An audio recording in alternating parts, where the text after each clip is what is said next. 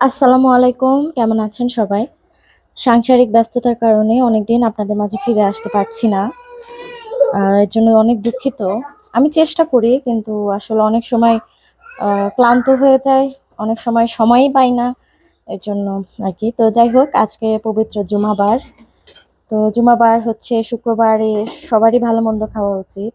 তো আমিও আজকে আলহামদুলিল্লাহ ভালো-মন্দ রান্না করেছি। ভালো কিছু রান্না করেছি। বাসায় মেহমান আসবে। আমার ননদ আসবে। আর এজন্য এখানে গরুর মাংস রান্না করেছি বড় হাঁড়িতে। আর একটু ছিল। সবাই খাওয়া-দাওয়া শুরু করে দিয়েছে অলরেডি। আর এখানে যে পোলাও রান্না করেছি। ৩ কেজির মতো পোলাও রান্না করেছি। আর মাংস রান্না করেছি ২ থেকে ২.৫ কেজির মতো হবে। আর এখানে ছোলার ডাল রান্না করেছি। ছোলার ডাল আর রোস্ট করেছি সবার জন্য।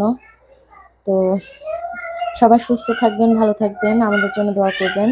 আসসালামু আলাইকুম।